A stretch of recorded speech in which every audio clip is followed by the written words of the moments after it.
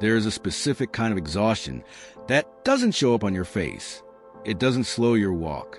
It doesn't change the way you hold your coffee cup in the morning. It doesn't make your voice crack when someone asks how you're doing. It lives somewhere deeper than all of that, in a place you've learned over years to seal off so completely that sometimes you forget it's even there. Lucas knew that place well. He had been living in it for so long that the distance between who he was in front of people and who he was alone had become the most familiar thing in his life. More familiar than his apartment. More familiar than his own reflection. He was 27 years old, and he was tired in a way he couldn't explain to anyone. Not that he tried. The alarm went off at 6:45, same as every morning. Lucas reached for his phone before his eyes were fully open. A habit so automatic it had stopped being a choice years ago. He silenced the alarm, lay still for a moment in the gray light coming through the curtains, and did what he always did in those first few seconds of the day. He assessed, not consciously, not with words. It was more like a pressure reading, something his nervous system had learned to do on its own while the rest of him was still warming up. He would lie there and wait to feel what the day was going to cost him. Some mornings it was manageable, a low hum, nothing more. He could pull the covers back and step into morning and move through it like it was nothing, like he was anyone else. Other mornings it was different. This was one of the other mornings. He sat up slowly, set his feet on the floor, and pressed his palms flat against the mattress. Outside, he could hear the city already in motion. A bus, someone's radio, the distant construction that had been going on for months. Life moving forward. Indifferent. He took a breath. Then he stood up, walked to the bathroom, and looked in the mirror. And there it was, the face that the world saw. Calm, rested mostly, young. The kind of face that doesn't invite concern. The kind of face that makes people say things like, "You always seem so put together," and "I don't know how you do it, honestly." He brushed his teeth. He showered. He made coffee. By the time he walked out the door, there was no trace of what had happened in that first minute of the day. No trace of the assessment, the breath, the wait. He smiled at his neighbor in the hallway. She smiled back. "Morning, Lucas." Morning. And just like that, the day began. He had a job that required him to be present in all the ways that mattered externally. He worked in a mid-sized company, the kind of place where you knew most people by name, and the coffee machine was always slightly broken, and there were birthday cakes in the kitchen on Fridays. He was good at his job, genuinely good, not just competent. He had a way of making things make sense, of taking complicated problems and laying them out clearly, of staying calm when others were stressed. People relied on him for that. He had never told anyone how strange it felt to be someone others leaned on for steadiness, when steadiness was the very thing he spent every hour performing. His colleague Renata was already at her desk when he arrived. "You look like you slept," she said, in the tone that meant she hadn't. "More or less," he said, dropping his bag by his chair. "You okay?" "Deadline's tomorrow. I'll survive." She looked up at him. "Can you take a look at the third section when you have a minute? Something's off and I can't figure out what." "Sure," he said. He sat down, opened his laptop, and began. And for a while, for the first hour or two of the morning, when the work was concrete enough to require all of him, the noise got quieter. This was something he had learned. That focus was a form of relief, that he could fill his mind completely with something external. The internal static had less room to breathe. He had structured his entire life around this principle without ever naming it. The trouble was the spaces between. Lunch breaks, commutes, the 3 minutes waiting for the elevator, the moment after a meeting ended and before the next one began, the seconds just before sleep. These were the places where everything he'd been pushing down all day came flooding back. Not dramatically, not in waves, but in a specific creeping way, like water finding the smallest crack in a wall. He had developed rituals for all of them. On his lunch breaks, he ate at his desk with something playing in the background, a podcast, a video, anything with voices, not because he was antisocial. He would have lunch with Renata or with the guys from the other team when they asked. But when he was alone, silence was dangerous. Silence meant being alone with himself. And being alone with himself for too long always led somewhere he didn't want to go. He couldn't have told you exactly where that somewhere was. That was the thing about it. It wasn't a specific fear. It wasn't a memory or a trauma with clean edges, or a phobia he could name and point to. It was more like a feeling that lived just below every other feeling, a low, persistent hum that said something is wrong, something is wrong, something is wrong, without ever being specific enough to be addressed. You can't argue with something you can't name. You can only outrun it. And so he kept moving. That evening, there was a thing with friends, a bar they went to sometimes, in the neighborhood where two of them lived. It was comfortable and loud, and exactly the kind of place where you didn't have to try too hard. He liked these people. He genuinely liked them, had known most of them since university, had been through things with them, real things. He trusted them in the way you trust people you've grown up alongside. But trust, he had come to understand, was not the same as openness. He trusted them to be there. He trusted them not to judge him. He trusted the history they shared. What he had never been able to do was speak the thing out loud. And after years of not speaking it, after years of arriving at gatherings and performing the version of himself that everyone knew and no one questioned, the silence had hardened into a wall so thick he could no longer find a door. He arrived 10 minutes late, which was normal. He ordered a beer at the bar and joined the table already mid-conversation, slipping in easily, laughing at the right moments, asking the right questions. His friend Pedro was telling a story about something that had gone wrong at work. Not a crisis, just a kind of absurd bureaucratic failure that becomes funny in retrospect. And Lucas listened and laughed and said exactly the right things. Later, much later, someone said, "Lucas, you're always so calm. How do you do that?" It was meant as a compliment. He smiled. "I don't know," he said. "I just try not to get too worked up." They moved on to something else. He held his beer in both hands and watched the table and felt somewhere in the deep center of his chest something that he had no name for. Not loneliness. Exactly. Not sadness. Something more specific than either of those. The feeling of being in a room full of people who cared about you and knowing, with absolute certainty, that not a single one of them saw what you were actually carrying, and knowing, equally, that that was entirely your own doing. He finished his beer. He ordered another. He laughed more. When he finally left, hugs at the door. Same time next month. Take care of yourself, man.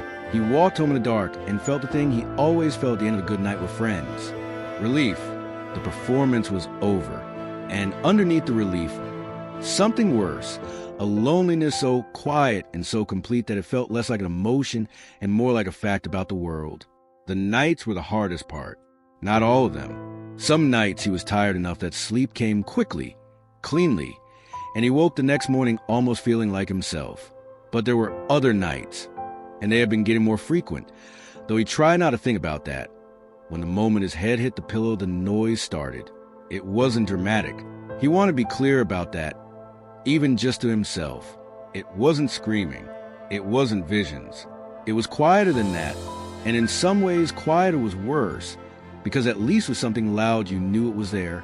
It was a tightening mostly, a sense of pressure across his chest that had no physical cause he could identify.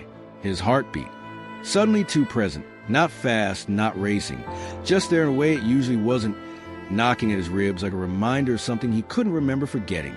His thoughts would start to move in a particular way, not racing, but circling, landing on the same points again and again, without resolution. Did I say something wrong today? I said something wrong today. No, I didn't. But maybe the project is behind. I'm handling it. Am I handling it? I think I'm handling it. Why does it feel like I'm not handling it? Maybe I'm not as capable as people think. Maybe all of this, the image, the reputation, the calmness, is just performance. And one day they're all going to see through it. One day I'm going to be in a meeting and I'm going to say something and I'm going to see it on their faces. The moment they realize. He knew, on one level, that these thoughts were distortions.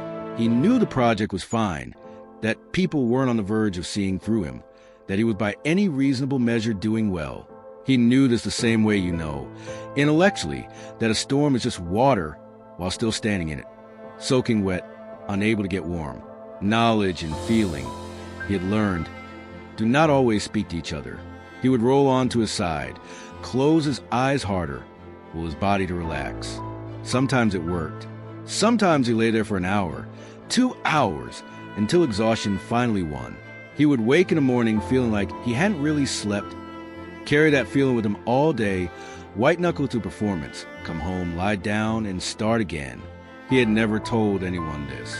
Not because they wouldn't care. He knew they would care.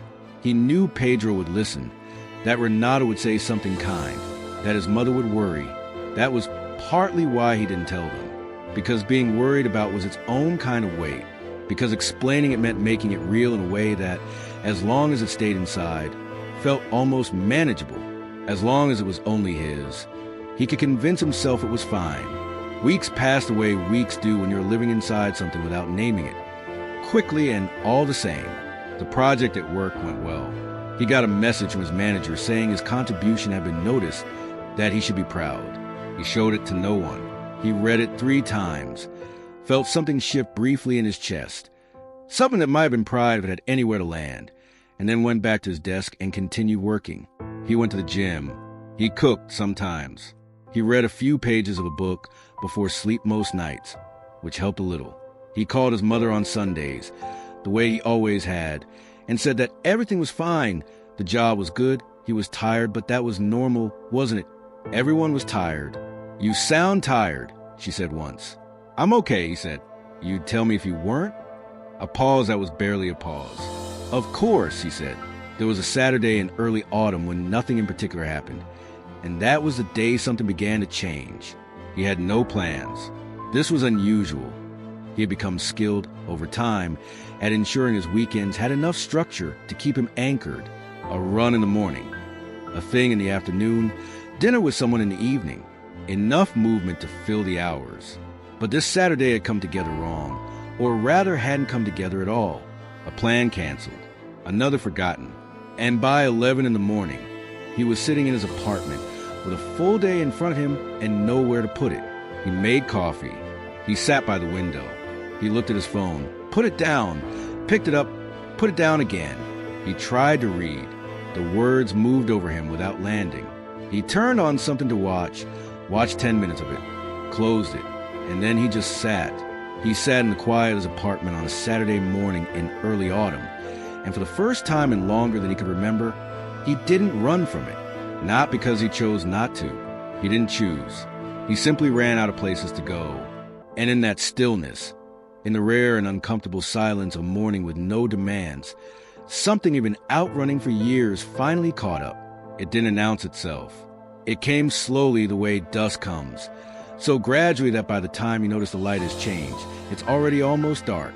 He felt it first as a heaviness, a simple physical heaviness in his limbs, in his chest, behind his eyes, then as a kind of grief, not for anything specific, not for a person or a loss or an event, but something older than that, a grief for the years of mornings he'd woken up exhausted, a grief for every crowded room where he'd felt alone, for every question he deflected, for every time someone had said, "You're always so calm," and he'd smiled and agreed and felt the particular loneliness of being completely misunderstood by someone who meant well. He sat with it. He didn't fight it. He didn't reach for his phone. He didn't turn on something to fill the silence. He just sat there in his apartment in the morning light and let it be true. And it was terrible in the way that truth often is when you've been avoiding it long enough. It pressed against the inside of him with a weight he hadn't understood he was carrying. Because you don't feel the weight of something you've been holding so long it's become part of your posture. His eyes filled. He hadn't cried in a long time. He couldn't have told you when, exactly. At some point it had just stopped being something he did, the same way other things had quietly stopped being spontaneous, being vulnerable, say I'm not okay when someone asked. He sat there for a long time. The city moved outside the window.